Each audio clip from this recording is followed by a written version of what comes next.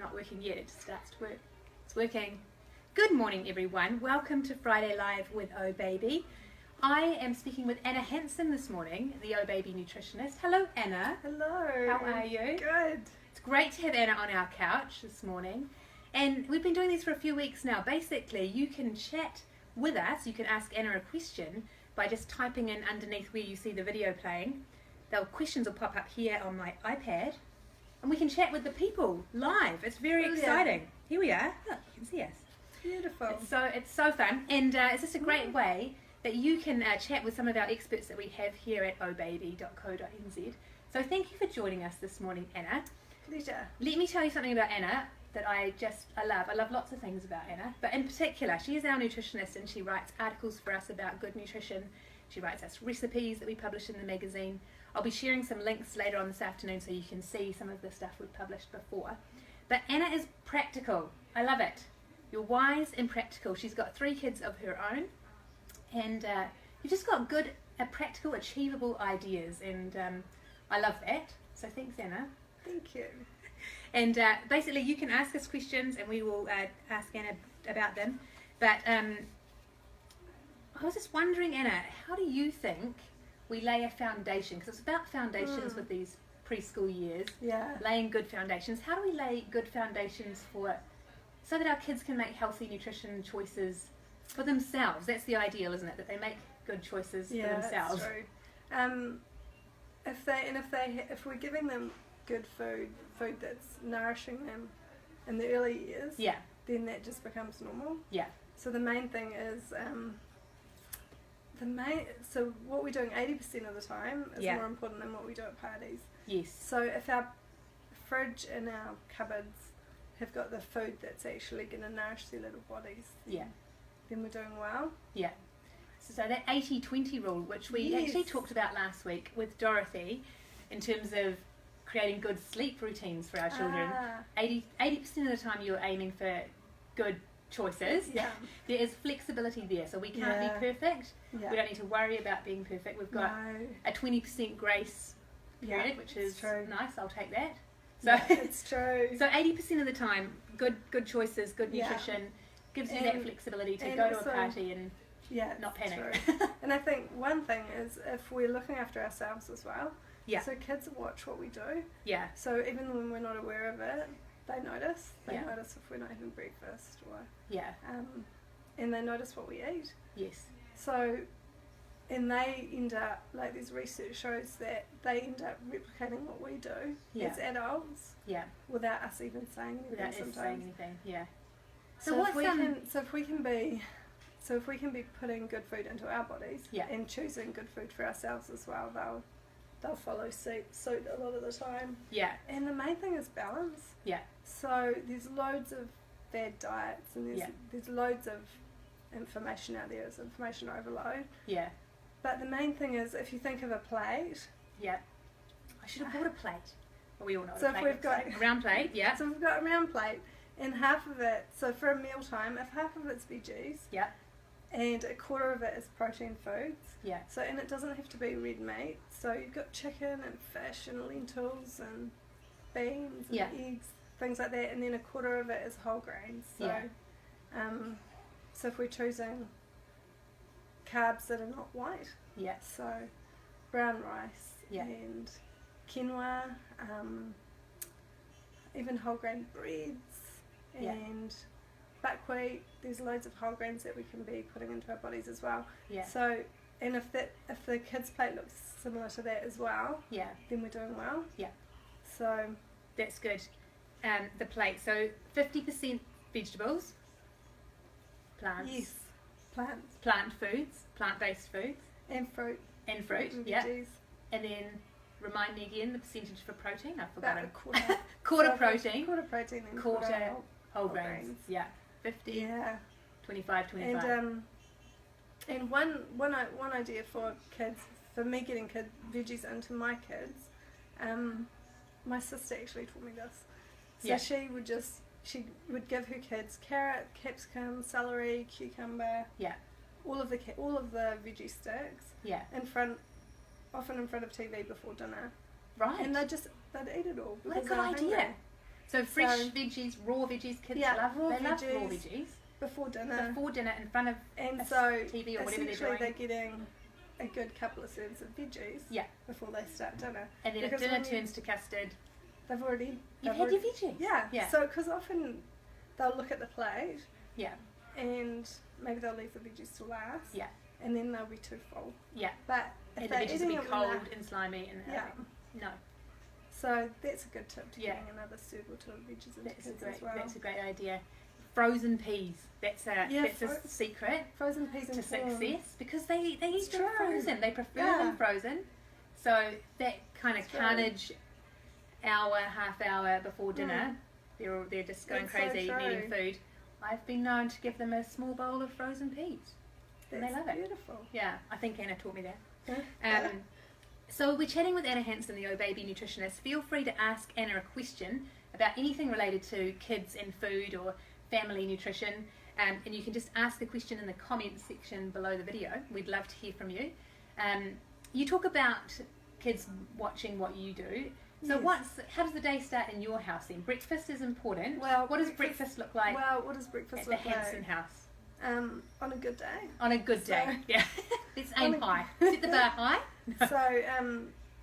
So my kids will have. My 6-year-old's actually just recently been diagnosed with celiac. So before that, we would have porridge or muesli. So all of the kids would eat porridge or muesli. Yeah. With some fruit. You can put seeds on it. Yeah. Things like that. And on a good day, I'll make a smoothie as well. So that, and get a little serve of veggies into the smoothie as well. So it's quite good adding spinach to chocolate smoothies or berry smoothies because it's really tasteless. Yeah. So, and if your kids are a little bit opposed to greens in their smoothies, if they don't see it, then they won't actually know. Yeah. So avocado's good as well. That's funny you mention the smoothie because look, here's one I prepared earlier. I've always wanted to say that on live video. Unfortunately, it does look a little bit green today, but I got my berry to banana ratio wrong. Now, Anna tells me this is crucial. You need enough berries so that you've got some pink effect happening. Yes. But it is delicious. I have tried it. And I make these at home for my kids. Yeah. Anna taught me. Always have some frozen things on hand in the freezer. You can whip up a smoothie and get some nutrition into the kids. And so this one here has got spinach in it, and it is green. But I reckon we could have disguised that with more berries. Or a little bit of some cocoa. Or cacao. Or cacao, that's right. Honestly, I'm not just going to talk about it, I'm going to try it. It's packed full of goodness. And it's delicious. You just have to watch that bit that gets on your lip. But it's really yummy, and my kids will it's a good love 3 p.m. snack as well. It's a great after kindy snack. And here's a tip that I think I got from you as well, Anna, is keeping the frozen fruit ready to go. Yeah. Bananas. I've been buying bananas when they're the cheap bags of less pretty bananas. Peel them, freeze them in a container, and then they're just ready to go. And it's quite, if they're a little bit ripe, they're actually sweeter for the kids as well. Yeah. So it's actually, it's a win-win. Beautiful. Okay, so we're making good choices 80% of the time. 20% of the time we are living in the real world at the birthday parties. How do you manage that? You know, the treats. I find that my kids are offered treats everywhere. And I'm not like super gnarly policing the treats in our world, but I just find more and more they're handed a lollipop. Even at the doctors. At the doctors. Yeah, that's ironic. Not at the dental nurse, I've noticed though. No, that's true. Stickers at the dental nurse. But how do you manage it in your household? Well, I know when my kids have they've had quite a bit of treat food, or there's been a few parties, that's what they start to crave. Yeah. So I make sure that the cupboards have got food in them that doesn't have too much sugar. Yeah. So they lose that taste for sugar. Yes. So if there's even raw nut balls are quite good, like with dried fruit and nuts, because you know that they're getting the goodness from the nuts. Yes. And there's not refined sugar in it. Yeah. So I like to have some of those on hand. And if they're eating food like that at home, they don't go so much for the party food. I notice go for the popcorn and the chips and the Savoys. Yeah. And of course the lollies. Yeah. But here's a child right here, actually. Ollie. This is Ollie. Hey, this Ollie. is Anna's Ollie. Hi, Ollie. Yeah, so if you can avoid that overdosing the sugar on a daily basis, they lose the taste for it, you think? Yeah. Yeah. And often parents will say to me that is wearing her swimming. Okay, Ollie's going to take Pepper back to the other room. Thank you, Pepper. Pepper, who knows Peppa Pig? Peppa Pig is our hero. Where was I? Sugar. So less sugar at home, less taste and for it in daily life. Say that, oh no, my kids won't eat the stuff without the stuff that's sweetened with, I don't know, apple puree or dates. Yeah. They like the processed supermarket stuff, but you can actually wean kids off that food as well. Yeah. And if it's not in the cupboards, then when they're hungry, yeah, they'll eat the food that's there. Yeah. So we've had a couple of questions come in actually. Rasha asks, should I give my 2.5-year-old any supplements if he doesn't eat fish? What do you think about supplementing a child's diet? Well, as long as he's having a balanced diet and there's other protein foods in there, then you're doing well. Yeah. So not to panic if there's no fish in the diet. There's other protein. And 2-year-olds can be fussy, so it's natural. A little bit. It's natural for kids to go through a stage where they decide they won't eat foods. Yeah. But then they come through. Most kids come through it. Yeah. And it's not a biggie. Yeah. Fish. So oily fish like salmon gives us omega-3, which is important for growing brains. Yeah. So you can supplement with a fish oil supplement. Yeah. There's a bit of controversy though around those because when some of them have been tested, they've been rancid. Right. Before they've even been opened. So that's not good. No, which is not good. So you want a really good brand. Yeah. And you want to make sure it doesn't smell fishy. Yes, because then the kids won't go near it. And often you get what you pay for. Yeah. So, yeah. Okay. So I wouldn't worry too much about supplementing for fish, though. Cora Ann asks, my boy is 6 months old and we started solids. He loves pumpkin and all fruit mixes. What a good option to introduce other foods. Now this is a good question because when the babies are starting their solids. This is 6 months. 6 months, it's a trick, isn't it, to make sure they don't get too accustomed to the sweet foods from fruit from the get-go. How do you manage that? You can introduce, what you can do is you can introduce other flavours. So if he likes pumpkin. Yeah, he's loving pumpkin. If he likes pumpkin, then you can add some, because it's important for the iron at 6 months as well. Yeah. So you can add a little bit of meat into, like pureed meat into the pumpkin. Yes. Yeah. So that you're introducing flavours alongside flavours they like. Yeah. So then they'll get accustomed to it. Yeah. And you can just cut back on the pumpkin or the fruit, and it's still a familiar taste that they like. Yeah. So but it's quite a good idea just to add foods into the sweet food they like. And actually in this issue here, Anna did a great article which I'll post up on our Facebook page this afternoon, Hip Hip Puree. And it's issue 30 where she talks about different recipes for getting lots of things into your baby's mash, into their puree. And we've got a red lentil and kumara mash here. That's a good time. So there's lots of ways around adding and introducing new foods, isn't there? And it's good to be introducing things like lentils as well. You can add in the pulses and the things like that because it gives them a taste for it from the get-go. Yeah. So... another question here about fussy eating. A 4-year-old, really fussy around meat, but loves potatoes. So that's good. Can you live on potatoes? What do you reckon? Probably could for a little while. For a little while, yeah. So the trick is just keep offering, isn't it? Keep persistent. Like research has shown that kids need to be exposed to foods sometimes up to 15 times before they'll actually eat something. Yeah. So if he's not eating a food, keep putting it on the plate. Just keep going. Yeah. And one day he'll probably just start eating it. So don't don't be too worried if he's not touching it, but don't keep it off his plate because of that reason. Yeah. Keep putting it on the plate, but don't make mealtimes a power struggle. So as long as you're keeping mealtimes fun and it's you're not trying to force something, because I think kids dig their heels in as well when we try and force them to eat what we think they should be eating. Whereas if we take our hands off a bit and they realise, oh, Mum doesn't care if I eat it or not. Okay, might as well just eat it. So and we mean for even from 2, they're really starting to express their independence, and they're realising I can have a bit of control here. And especially at 4. Especially at 4. But in reality, it's worrying for a parent when their child refuses their dinner. But in reality, is that child going to starve?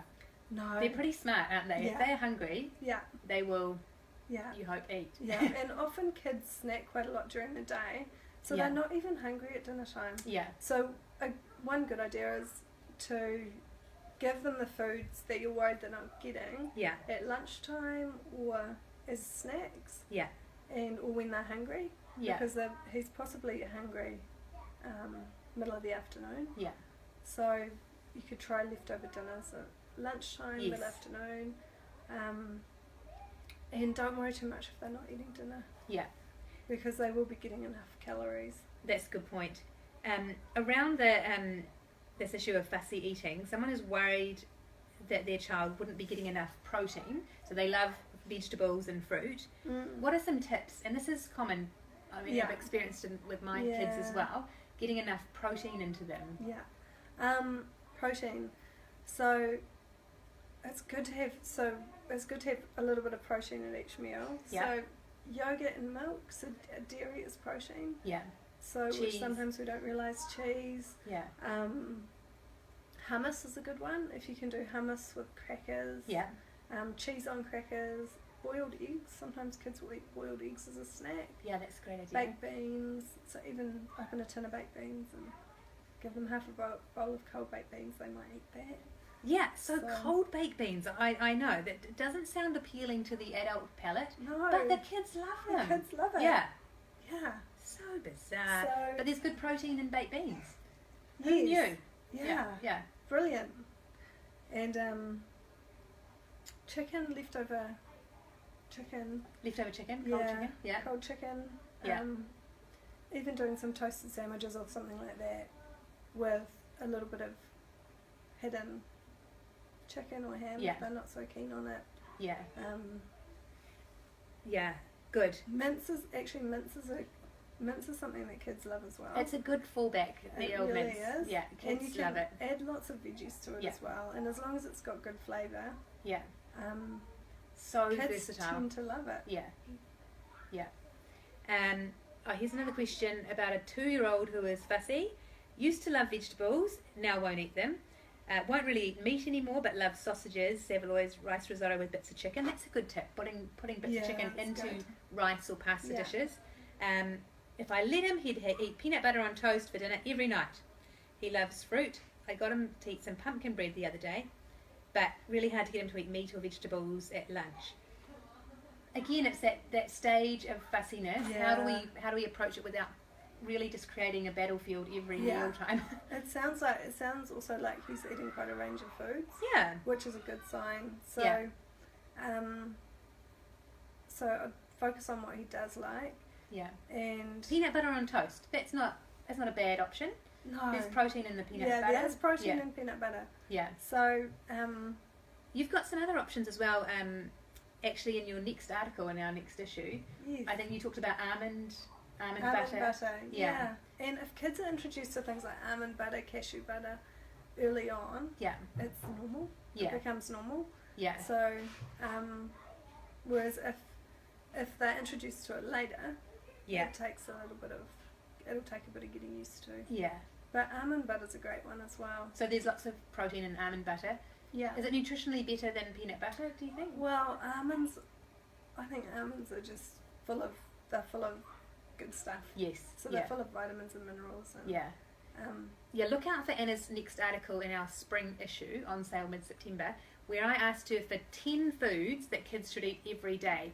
And I was so excited when I got your copy in because 9 out of the 10 I already had in my kitchen. And I'm not one of those, I'm pretty normal, pretty standard in the kitchen. So they're achievable foods, which was really encouraging. Like, it was not a huge mission to go out and shop in 50 different stores. They were really achievable foods. But where I was going with that was that almonds was one of them, wasn't it? Yes, so almonds and nuts, if you can get your great food for kids. Raw nuts and almonds. Unless they're allergic. Yeah. Yes, this is true. But for the nut-free children. This is true. Seeds are good. Seeds, and even chucking some seeds into a smoothie. Yes.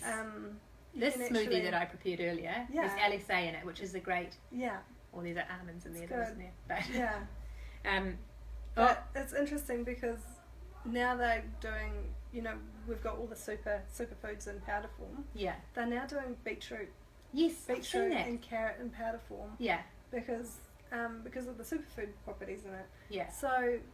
What do you think about that, though? Do we need to buy our beetroot in powder form? Or could we just buy some beetroot? Let's just buy beetroot. Let's buy beetroot. But my point is that actually there's so much goodness in just the fruit and veggies that we get from the supermarket, from the farmer's market, from your own back garden if you are green thumbed, or from your parents' garden if they're better at gardening than you are. That's true. So there's so much goodness in just the everyday good old broccoli and carrots and kumara. Yeah. And kiwi fruit. I'm just looking to see some more questions. A lot about the fussy eating, which is no surprises, a very common theme for parents. But the key is just perseverance, isn't it? And trying lots of different things. And it's normal. Just remember that it's actually normal. So they'll go through a phase. I don't know. Is it from 2.5? Yeah. To about 4.5, where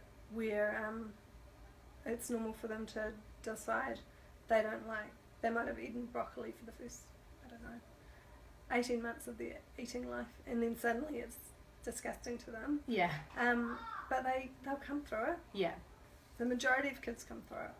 And here's a good one you may remember these days. My 15-month-old is all about throwing her food on the floor. She takes 1 or 2 bites and then it's on the floor. Yeah. Again, that's a defiance tool that they've learned, haven't they? So how do you cope with that? You prepare this beautiful meal, jam-packed with nutrition, and it gets thrown at you. It's so frustrating. Yeah. And it's also a developmental stage as well, where they realise that they have the power to put something onto the floor. Yeah. And it's probably quite fun for them. Yeah. And it's totally stressful as parents. Yeah. But so I remember it's a developmental stage as well, so often they're not trying to be naughty, they've learned how to throw. And another key I remember hearing is that we have to be careful of our responses to that learning that they've done. And if we, even if we show frustration or anguish, then that's entertaining for the child. Yeah. So do you think it's quite key to keep a neutral face? Yeah, I think. Not even talk about it? It's so key around food not to, because we create power struggles without even realising. Yes. Because that food was prepared for that kid. Yeah. And he should be eating it. Yeah. So, so then if we just take a step back and take our hands off when it comes to mealtime and food, they find their way more quickly than if we're trying to tell them what they should be doing. Yeah. So, so sometimes it's good just to walk away. Yeah. And then come back 2 minutes later. That's a good idea. Take a deep breath, walk away. Yeah. Bearing in mind that they're not going to starve. They have been offered food throughout the day. Yeah. They can actually monitor their own hunger. Yeah, it's interesting because studies have shown that children actually do self-regulate. So if they're left to their own devices and just offered food, and they get to choose how much food goes on their plate, they've done studies where the kids are getting just the right amount of calories that they actually need. Yeah. So they will be getting enough. Yeah. Most of the time. I remember being encouraged by reading the fact that even a grasshopper knows how much food and drink it needs. So if a grasshopper can figure it out, so can our human children. They're pretty smart. They know what they're doing. Yeah. Okay, my 1-year-old is constantly hungry She has 3 meals a day plus 2 snacks and a bottle before bed, but she's still always looking for food. That's interesting. Did you say? 1-year-old. 1-year-old. She might be going through a growth spurt.